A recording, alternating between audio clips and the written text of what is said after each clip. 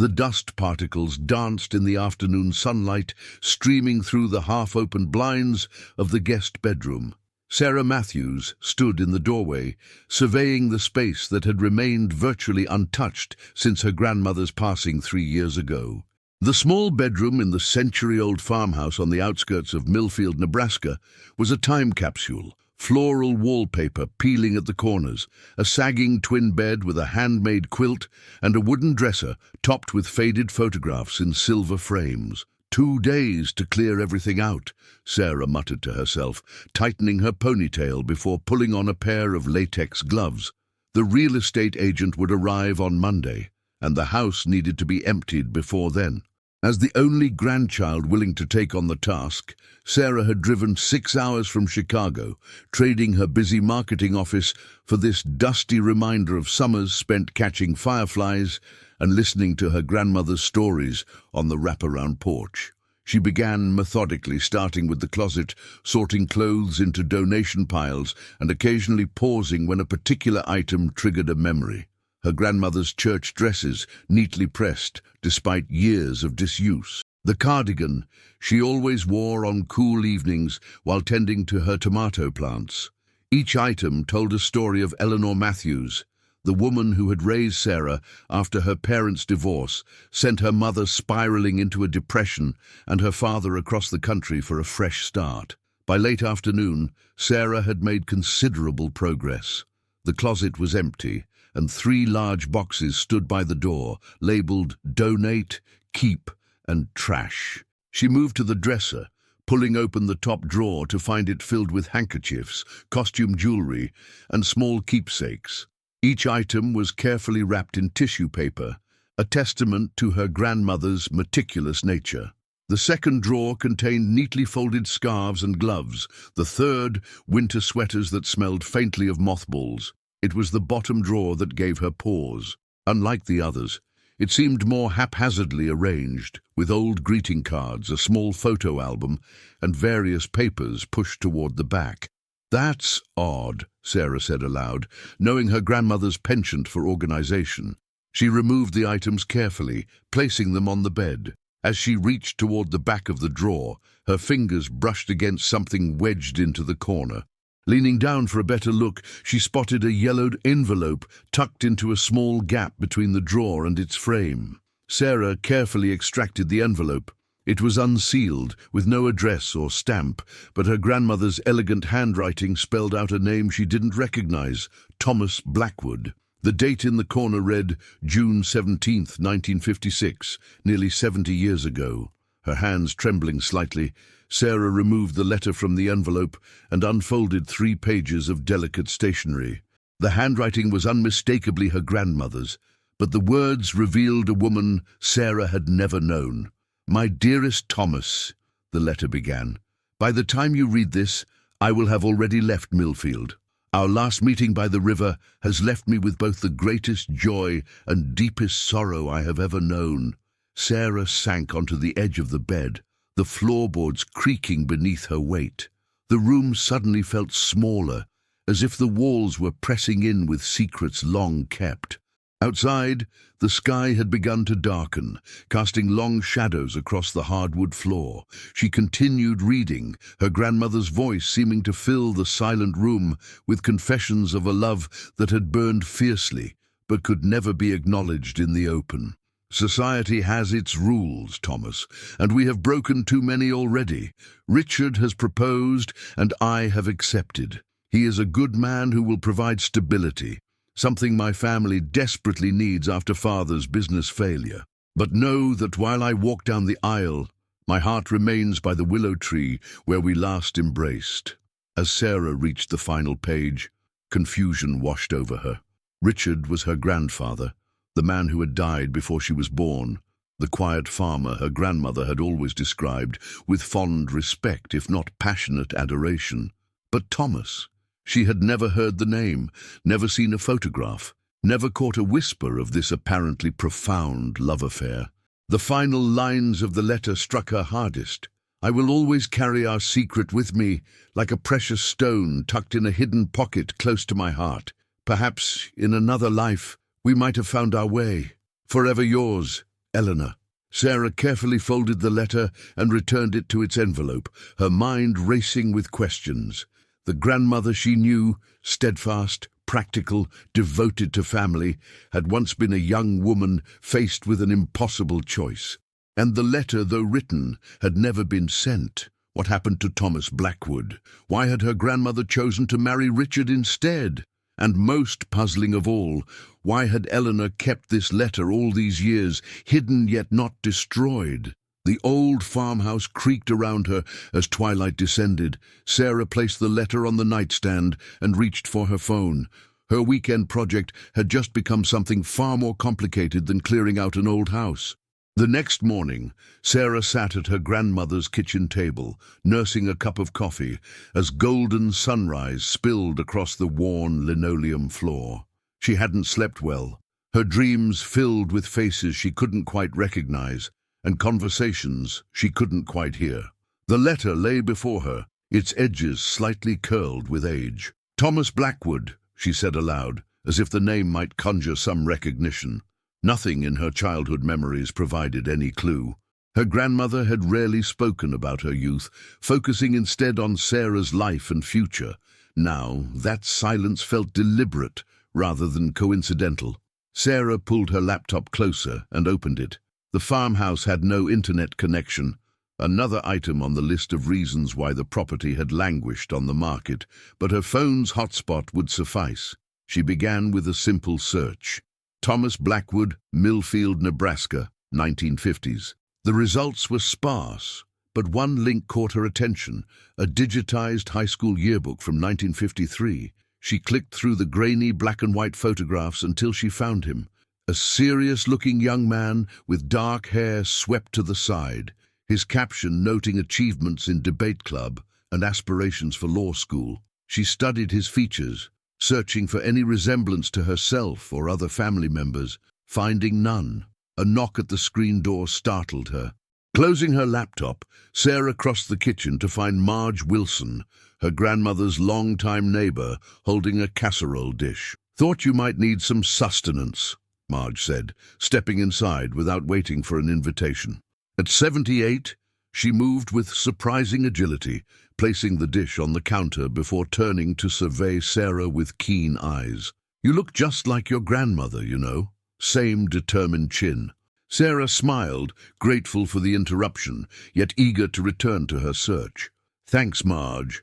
I was just going through some of Grandma's things." "Making progress?" Marge asked, glancing toward the staircase that led to the bedrooms. Something compelled Sarah to retrieve the letter. "Actually, I found something interesting. Does the name Thomas Blackwood mean anything to you?" Marge's expression shifted subtly, a flicker of recognition quickly masked. "Now that's a name I haven't heard in decades.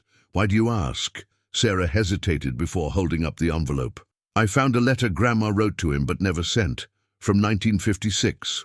The older woman sighed, pulling out a kitchen chair and lowering herself into it with a soft grunt. "I wondered if something like this would surface eventually." Eleanor kept things close to her chest, but there were rumors back then. Rumors. Your grandmother and Thomas were involved, I suppose you'd say now. But it was complicated. His family owned the bank that foreclosed on your great-grandfather's farm during hard times. There was bad blood there, and small towns have long memories. Sarah sat across from Marge, hanging on every word. "The letter mentions my grandfather's proposal." Marge nodded slowly. "Richard Matthews was solid as bedrock, owned the best wheat fields in the county. When he took an interest in Eleanor, her parents saw salvation from financial ruin. Back then, a good marriage was as much about alliance as affection. But she loved Thomas," Sarah said softly. "She did. But Thomas had his own complications. His father expected him to take over the family business, marry the daughter of another banker from Omaha. And then there was the accident. The summer of '56 was particularly dry. Thomas was helping clear brush behind his family's property when a fire got out of control. He suffered burns on his hands and face. The local doctor did his best, but Thomas left for treatment in Chicago shortly after. When he returned months later, he was different, withdrawn. The spark was gone. Sarah tried to reconcile this information with the passionate words in the letter. Did they ever reconnect? Marge's eyes grew distant. Thomas eventually took over the bank as expected, married the banker's daughter from Omaha. Your grandmother married Richard that fall. They lived separate lives in the same small town, nodding politely at church or the grocery store. That's how it was done. As Marge continued talking, filling in details of Eleanor's life before Sarah was born, a picture emerged of a woman who had made her choice and lived with it gracefully, finding contentment if not the consuming passion she had once known. Richard had been a good husband, and their life together, while perhaps not the one Eleanor had dreamed of, had been rich in its own way. When Marge finally left, Sarah remained at the kitchen table, contemplating what she'd learned. The letter took on new dimensions now, a snapshot of a pivotal moment in her grandmother's life, a road not taken. On impulse, Sarah reached for her phone and dialed her mother in Arizona. After exchanging pleasantries and updates on the house-clearing project, Sarah carefully approached the subject. "Mom, did Grandma ever mention someone named Thomas Blackwood to you?" The silence on the other end stretched for several seconds. "Where did you hear that name?" her mother finally asked, her voice unnaturally even. "I found a letter," Sarah explained, "written to him but never sent." Another long pause. "She mentioned him once after Dad left us. She said something about understanding difficult choices. I didn't press for details. She wasn't one to dwell on the past." After ending the call, Sarah felt a growing urge to learn more. If Thomas had taken over the local bank, perhaps there were still records, photographs, something to put flesh on the skeleton of this story. She grabbed her car keys, deciding the remaining packing could wait. The small-town library with its local history section seemed the logical next step. The Millfield Public Library occupied a red brick building on Main Street, its modest facade belying the treasures within. Saturday afternoon found the space nearly empty, with only an elderly man browsing newspapers and a teenage librarian scrolling on her phone behind the circulation desk. "Local history section?" Sarah inquired, and the girl pointed toward a glass-enclosed room at the rear without looking up. The small archive smelled of old paper and furniture polish. Metal filing cabinets lined one wall, while glass-fronted bookcases protected leather-bound volumes of town records and newspaper collections. A microfilm reader sat in the corner, looking like a relic from another century. Sarah started with the yearbooks, finding Thomas in each annual from 1950 to 1953, watching his progression from a smiling freshman to the more serious senior she'd seen online. Eleanor appeared too, her bright eyes and classic beauty unmistakable, even in grainy black and white. They were never photographed together, but Sarah noticed they'd both been in the drama club production of Our Town in 1952, Thomas as George, Eleanor as Emily. Star-crossed lovers even then. The local newspapers proved more illuminating. A small article from July 1956 confirmed Marge's story about the fire, describing Thomas Blackwood's injuries as severe but not life-threatening. 3 months later, a society page announcement detailed Eleanor's engagement to Richard Matthews, noting the bride-to-be's grace and accomplishments, and the groom's prosperous agricultural enterprises. Most revealing was a photograph from the Millfield Harvest Festival of 1957, showing a group of young couples in their Sunday best. Eleanor and Richard stood on one side, she in a fitted dress with a small corsage, he in a dark suit with his arm formally around her waist. Across the group stood Thomas, with a woman identified as Catherine Daniels of Omaha. Though the picture quality was poor, Sarah could make out faint scarring on Thomas's jawline, and something in his expression, directed not at the camera or his companion, but slightly off-center, caught her attention. Following his eyeline, she realized he was looking at Eleanor, who was carefully facing the photographer. "Finding what you need?" A voice startled Sarah. An older man with silver-rimmed glasses had entered the room silently. "I'm researching some local history," Sarah explained. "My grandmother was Eleanor Matthews." Recognition dawned on the man's face. Eleanor's granddaughter. I'm Howard Jenkins, town historian by default rather than qualification. He chuckled. I knew your grandmother from church and community events. Fine woman. Sarah hesitated before asking, did you know Thomas Blackwood as well? If Howard was surprised by the question, he didn't show it. Tom? Certainly. Ran the bank until his retirement in the early 90s, died about 10 years ago now. His son closed the bank shortly after, couldn't compete with the bigger institutions moving in. What was he like? Sarah asked, trying to keep her tone casual. Howard considered the question. Reserved especially after his accident, but fair in his business dealings. Supported the town through several hard seasons when he could have called in loans. His wife was the social butterfly, organized every charity function for 40 years. Did he and my grandmother interact much? Howard's eyes sharpened with interest. You've found something, haven't you? One of Eleanor's letters, perhaps? Sarah's surprise must have shown on her face because Howard nodded knowingly. Small towns have few secrets, even those never spoken aloud. Yes, there was a connection between them once before your grandfather entered the picture. Nothing scandalous by today's standards. They were young, drawn to each other despite family complications. Did they ever? Sarah trailed off, unsure how to phrase her question. After their marriages? No, not in the way you're thinking. Howard lowered his voice, though they were alone in the room. But there was a moment in 1972 after the bank's centennial celebration.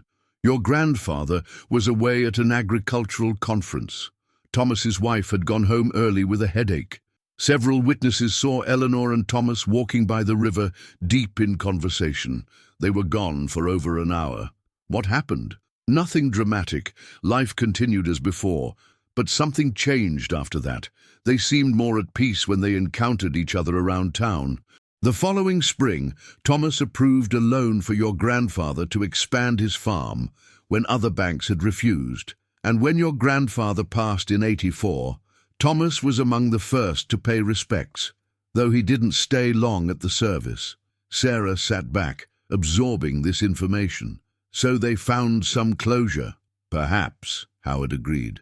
Or perhaps they simply acknowledged what might have been and what couldn't be changed. Different times demanded different choices. As Sarah prepared to leave, Howard mentioned that Thomas's son, Thomas Jr., still lived outside town. He teaches history at the community college in Grand Island. If you're interested in learning more, he might have insights, though I'd approach carefully. Family histories can be sensitive matters. Back at the farmhouse, Sarah resumed packing, her mind preoccupied with the story unfolding around her. The bedroom nearly empty now, she turned her attention to the attic, where boxes of holiday decorations and old family albums had been stored. Among them, she discovered a leather-bound journal, its pages filled with her grandmother's handwriting. Unlike the passionate letter to Thomas, these entries were practical, detailing garden plantings, preserving schedules, and brief mentions of family milestones. But occasionally, between recipes and weather observations, Eleanor had recorded deeper thoughts. Saw TB at church today.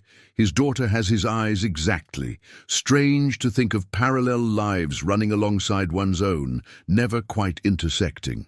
And later, dated autumn 1984, shortly after Richard's funeral, tea came by with a casserole from Catherine. We spoke of weather and crops, safe topics. But for a moment, when he took my hand in sympathy, I saw the boy by the river again. Some embers never fully extinguish. The final entry that mentioned him, dated 2013, was brief but poignant. News of Thomas's passing in the paper today. Catherine called, kind woman. Strange to outlive both the men who shaped my heart in different ways. One through steady presence, the other through permanent absence. Sarah closed the journal, feeling like an intruder in her grandmother's private thoughts, yet grateful for this deeper understanding. Eleanor had made her choice and lived it honorably, finding genuine affection with Richard while carrying the memory of another love. Not so different, perhaps, from Sarah's own complicated romantic history. The college boyfriend she'd nearly married, the career opportunity in Chicago that had pulled her away from him, the occasional late-night wonderings about what might have been. Sunday morning dawned clear and cool, a perfect late September day. Sarah had finished most of the packing, with only a few personal items remaining to sort through. The real estate agent would arrive the following afternoon, and the house would soon belong to strangers who knew nothing of its history or the lives lived within its walls. Over breakfast, Sarah made a decision. She would visit Thomas Blackwood Jr. before leaving town. Howard had mentioned he lived in a development just outside Millfield's limits. A quick search confirmed his address, a modern ranch-style house that contrasted sharply with the historic homes in town. Sarah rehearsed what she might say as she drove the short distance. Would Thomas Jr. even be willing to speak with her? Would he know about his father's relationship with her grandmother? The questions multiplied with each mile. The man who answered the door had Thomas Sr.'s height and jawline, though without the scarring visible in the old photographs. Silver-streaked hair and reading glasses hanging from a cord around his neck marked him as firmly in his 60s. "Professor Blackwood?" Sarah began uncertainly. "I'm Sarah Matthews, Eleanor Matthews' granddaughter. I was hoping I might speak with you briefly." Surprise registered on his face, followed by something harder to interpret. "Eleanor's granddaughter? Yes, of course. Please, come in." The house was tastefully furnished, with bookshelves dominating the living room. Thomas led her to a sunroom overlooking a well-tended garden, where a half-completed crossword puzzle suggested she'd interrupted his morning routine. "I apologize for dropping by unannounced," Sarah said, perching on the edge of a wicker chair. "I'm in town clearing out my grandmother's house for sale, and I've discovered some family history I wasn't previously aware of." Thomas studied her carefully. "You found out about my father and your grandmother?"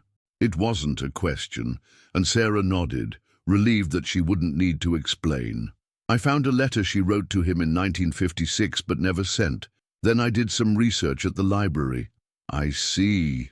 Thomas sighed, removing his glasses to polish them with a handkerchief. "I wondered if something like this might surface eventually. What do you want to know? Did your father ever speak of her?"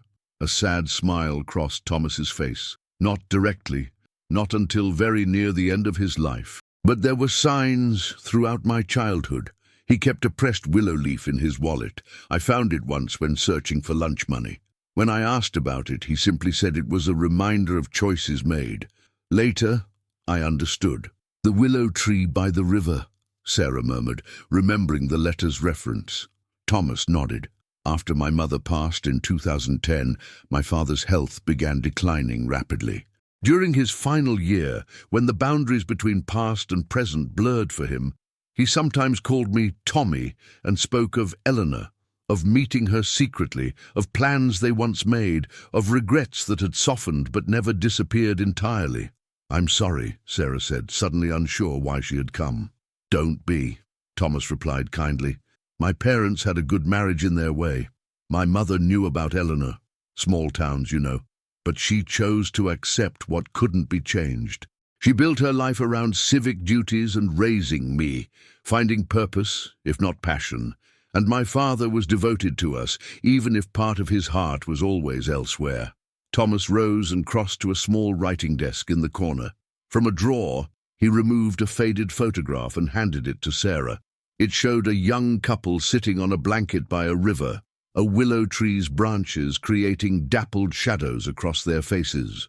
The young woman was unmistakably Eleanor, laughing at something just said. The young man beside her, Thomas Sr. before his accident, was looking at her with undisguised adoration.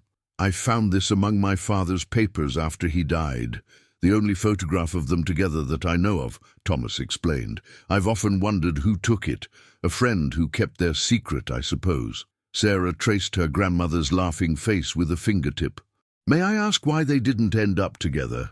The letter suggests she felt it impossible, but family obligations, social expectations, economic realities, all the invisible forces that shaped lives then even more than now," Thomas said. "My grandfather would have disowned my father had he married the daughter of the man whose farm the bank had foreclosed on. Your great-grandparents saw salvation in Richard Matthews's proposal, and then the fire changed everything." The accident. Yes, my father's injuries were severe, third-degree burns that required multiple surgeries. His recovery took nearly a year, with no guarantee he'd ever look the same again. From what I pieced together, he broke things off with Eleanor afterward, believing he was releasing her from obligation to a disfigured man. Pride and shame are powerful motivators. Sarah thought of the letter, written after that decision but never delivered. Had her grandmother been reaching out one last time, offering to stand by him, despite everything? A declaration of love that remained unspoken because Eleanor had ultimately chosen security and family duty over uncertain passion. Thomas seemed to read her thoughts. I like to think they both made peace with their choices eventually.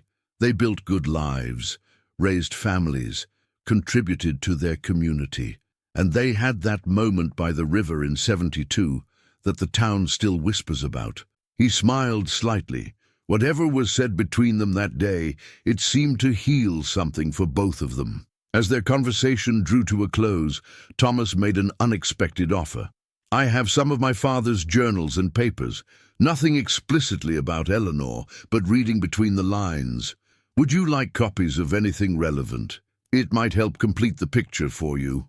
Sarah hesitated only briefly. I would. And I'd like to share copies of my grandmother's letter and journal entries with you, if you're interested. They're part of your family story, too. They exchanged contact information, promising to stay in touch. As Sarah prepared to leave, Thomas asked, "What will you do with what you've learned?" The question gave her pause. I'm not sure yet, but finding this connection has made me think about my own life, choices I've made, paths not taken. My grandmother lived honorably within the constraints of her time, finding meaning even when her first dream wasn't possible. There's wisdom in that. Driving back to the farmhouse for her final evening there, Sarah felt her grandmother's presence more strongly than she had in years. The house that had initially felt like a burden, an obligation to be discharged quickly, now seemed like a gift, a window into a life she'd never fully understood, and a woman she'd never completely known. That night, Sarah sat on the porch swing, listening to the cicadas and watching the sunset paint the sky in shades of amber and rose. The same sky her grandmother had watched for decades, perhaps sometimes thinking of what might have been, but more often embracing what was. In the morning, Sarah would meet the real estate agent, hand over the keys, and begin the long drive back to Chicago, back to her marketing job and the life she had built. But something had shifted within her. The discovery of her grandmother's unsent letter had revealed not just a secret love affair, but a woman who had faced difficult choices with grace, who had found contentment without forgetting passion, who had built a meaningful life within the boundaries life presented. Sarah pulled out her phone and found the number she'd been avoiding for months. Her finger hovered over it momentarily before she pressed call. When the voice on the other end answered, she took a deep breath. Michael, it's Sarah. I've been thinking about our last conversation, about choices and regrets and what really matters. Do you have time to talk? As she began to speak, Sarah felt her grandmother's story flowing through her own, not repeating but resonating, offering perspective on what it meant to choose a path and walk it with integrity, even when another road beckoned from the distance. With that, we come to the end. If you like this story, like it and subscribe to the channel and comment what you thought. Thank you. Until next time.